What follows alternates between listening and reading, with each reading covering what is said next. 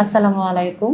সবাই কেমন আছেন? আশা করি ভালো আছেন এবং আমার ভিডিওগুলো নিয়মিত দেখছেন। আমরা প্রায় দেখি যে অনেকে বলে যে দীর্ঘ সময় ধরে মাথা ব্যথা হয় এবং এটা সপ্তাহে অনেকবার হচ্ছে, মাসে অনেকবার হচ্ছে। আমরা কি কখনো খেয়াল করেছি যে কেন মাথা ব্যথাটা হয়? মাথা ব্যথা হওয়ার অনেকগুলো কারণ আছে। তার মধ্যে একটা বড় কারণ হচ্ছে চশমা ঠিকমতো ইউজ না করা, অথবা পাওয়ার আছে তার মায়োপিয়া, হাইপারমেট্রোপিয়া অথবা অ্যাস্টিগমেটিজম, কিন্তু তিনি চশমাটা নিচ্ছেন না, অথবা সঠিক নিয়মে চশমার পাওয়ার মেজারমেন্টের পরেও চশমা পরার ব্যাপারে আগ্রহ নেই। এইসব ক্ষেত্রে যেগুলো হয় যে আপনি যদি সঠিক পাওয়ারের চশমা না পরেন, চশমা দরকার অথচ কারেকশন করছেন না এবং ভুল পাওয়ারের চশমা পড়ছেন, অথবা বানানোর ক্ষেত্রেও কিছু চশমা ত্রুটি থাকে, সেই সবগুলো ক্ষেত্রে কিন্তু মাথা ব্যথা হতে পারে। তার মানে আমরা জানলাম মাথা ব্যথার একটা কারণ কিন্তু চশমা সঠিকভাবে ব্যবহার না করা, অথবা ভুল পাওয়ারের চশমা, ভুল আইপিডির চশমা ব্যবহার করা। এর বাইরেও অনেকগুলো কারণ আছে, যেমন আমরা যদি দীর্ঘ সময় কম্পিউটার ইউজ করি, অনেক লম্বা টাইম ধরে নিয়ম প্রোটোকল না মেনে কম্পিউটার ইউজ করা, ওয়ার্কলোড বেশি নেওয়া, অথবা রোদে ঘোরাঘুরি করা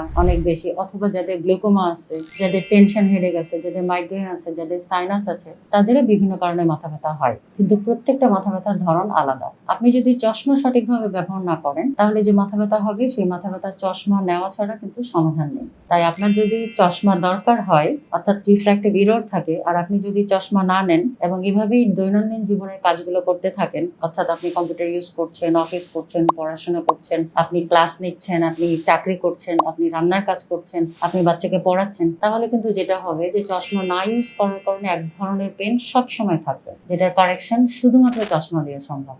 তাই আসুন আমাদের চেম্বারে, যদি আপনার চোখের পাওয়ার সত্যিকার অর্থেই দরকার হয়, আমরা মেজারমেন্ট করে পাই, তাহলে চশমার মাধ্যমে এই মাথা ব্যথা কিন্তু আমরা দূর করে দিতে পারবো ইনশাল্লাহ। সকলেই ভালো থাকবেন, আবার দেখা হবে ইনশাল্লাহ পরবর্তী ভিডিওতে। আমার সাথেই থাকবেন ইনশাল্লাহ। আসসালামু আলাইকুম।